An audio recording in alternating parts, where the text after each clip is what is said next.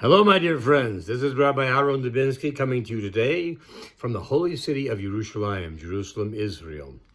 Today, I want to start off with something that I don't usually do. I'm going to take a page from somebody else this week. Rabbi Lord Jonathan Sacks, who used to be the head rabbi of all of England, who, by the way, you should know, is right now fighting another bout with cancer. So if you want to pray for him, his name, Harav Yaakov Tzvi Ben Liba. Pray for him. He's a wonderful man. He has tremendous wisdom. He writes amazing articles. Last week he wrote about responsibility, something that all of us could use a page from. And I'm going to take a bit of what he said and I'm going to build on it. He was talking about the fact that one of the big things that was a failing in the beginning of the creation of the universe was a failure in responsibility. He said, first of all, you had Adam and Eve, and they were caught eating from the wrong tree. And when Adam was asked by Hashem, where are you? Which didn't mean where physically are you, it meant where are you up here now that you've done this? He said to him, I heard you coming, and I was afraid because I was naked. And Hashem said, how did you know you were naked? Did you eat from the tree I told you not to eat from it? What did he say? Sure, he owned right up to it.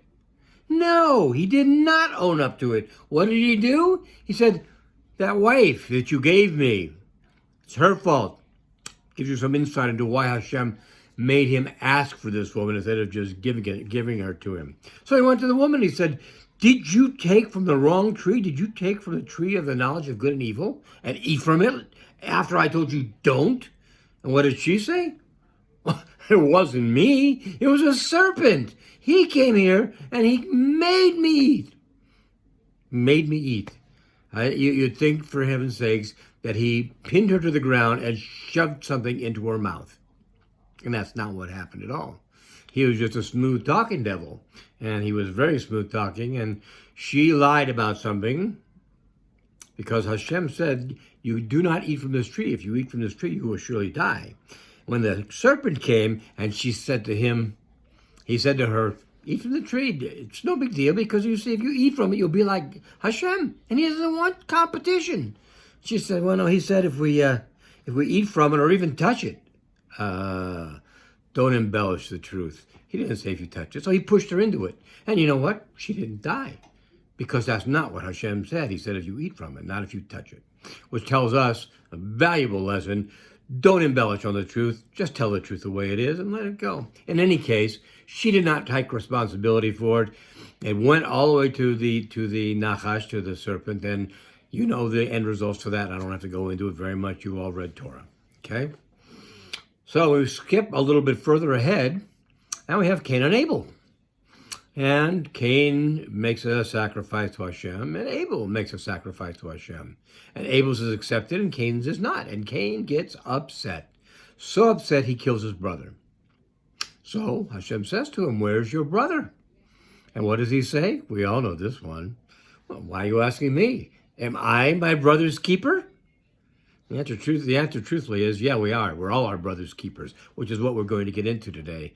Because responsibility is what takes us to that place. And Hashem basically said to him, your brother's blood calls out to me from the ground. And, what ended up happening is Cain was punished. And we're not going to get into that either because it's a long story all in itself. But here's the gist of it all. Responsibility, taking responsibility. It was a problem then. It was a problem 1,000 years later. It's a problem today. Not for all of us, although all of us have from time to time have problem taking responsibility. The thought goes through our mind sometimes when we get caught doing something. Should I tell the truth? Maybe I should tell the truth. Maybe I shouldn't. Maybe they'll never find out if I don't. No. Responsibility is extremely important. It's what helps keep the world spinning in a normal way. It's what keeps it right. It's what keeps it going the right way. We're going to talk about Noah in just a minute, but I don't have that much time, so I'm going to go through this very quickly. So we have to do responsibility. We have to take care of responsibility. Even today, for example, I'm afraid this particular talk is going to maybe lose me some of the people who listen to me. It's not that huge of an audience anyway. And if that's what you feel, then that's what you feel. But understand, you have a a very important election for president and for representatives coming up in the United States. And you have to really ask yourself, what are the facts? And you have to take the responsibility to make your choice based on the facts, based on knowing what's going to happen, whether you go right or whether you go left, okay? On one side, you've got somebody who's been president for almost 4 years. He promised he would do a lot of things, and unlike most presidents, he surprised everybody. He did what he said he was going to do. No, he didn't get them all done, but he was working on his own. He was working with everybody trying to work against him and stop him. They tried to stop him with Russiagate. They tried to stop him with impeachment. They tried to stop him in a dozen different ways, all of which were made up, all of which were designed to make him look bad and to fail. But he went ahead anyway because he's strong. I personally believe, again, just me personally, believe what you want, I believe he was chosen by Hashem to do that because of who he was, because he's connected to God, because he's connected in his thoughts, because he's connected in the way he does things. On the other side, you have a man who recently we found out sold out his country to enrich himself and his family. That in itself is terrible because he did it to countries like China, Ukraine, Soviet Union, who are not friendly to the United States, which means that he's in a position where he can be taken advantage of and he can be blackmailed, for lack of a better term. Not just that, let's take a look at what else this other side stands for. They stand for abortion. I don't know what you think about abortion, but I'm going to tell you it's murder. You don't kill a child, not even an unborn child. A child is a gift from Hashem. It comes down, it is a gift from Hashem. You don't kill this child just because this child has no say, just because it's a matter of convenience. I'll be the first to tell you that, yes, there are cases where you do need to do abortion. You need to do them in cases of medical emergency, where someone is at risk of dying. You don't want somebody to die because of this. Then it is justified in most cases. But to do it for the convenience of a woman who decided to go out and have fun and now she doesn't want the responsibility of what goes along with that fun, sorry, you can't do that. It's against everything that God stands for. He says, you shall not murder. That is murdering. And they'll do it right up to the time the baby is born. And if the baby is born alive, while they are taking it out in an abortion, they can let it just sit there until it dies. Is this a civilized society? Is this the kind of society we want to be a part of? I don't think so. And this is something that they stand for very, very strongly. This week, former Vice President Joe Biden said if an 8-year-old feels that he is really a girl, then his parents have no right to stop him from acting like a girl. Is this what we really believe? Do you know, when Hashem makes us, he doesn't make mistakes. He makes us the way we're supposed to be. Okay? If we're supposed to be a boy, he makes us a boy. If he wants us to be a girl, he makes us a girl. It's not our choice to do that. This is not within what we are allowed to do.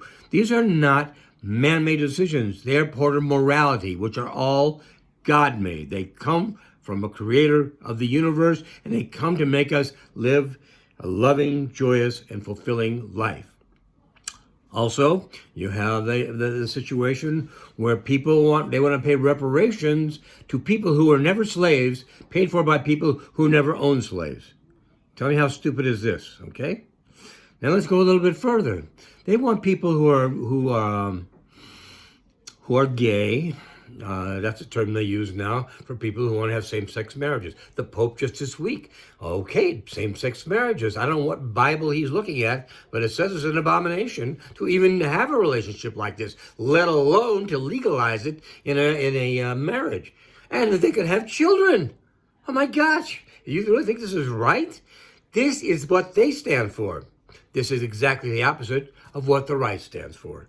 So let me ask you, when you take responsibility, which side are you going to go with? And I want you to think about something else also. It's very important. It's not just about the United States.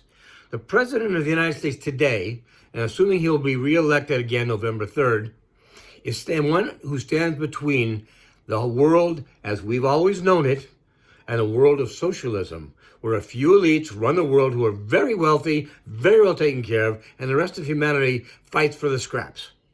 This is not what we want. Again, I don't like to get into all this stuff with regard to politics, but understand, these are things that are important. The people who are gay, I understand. It's a problem. I wasn't always a rabbi in Jerusalem. When I was in my 20s, I was a dancer. I knew a lot of gay people. I talked to them. And when they realized that I was not going to be part of their little community, they talked to me and they told me a lot about what they do. And here's a fact. Being gay, people say, I had a woman come to me and she says, "You think I choose to be gay?" I said, "Of course you do." She says, "No, I don't." I said, "Yes, you do. You may have a propensity to be gay, but you can fight it. It's like having somebody come up to you and say, "I steal things because I'm a kleptomaniac." You think I choose to be a kleptomaniac? Of course you do.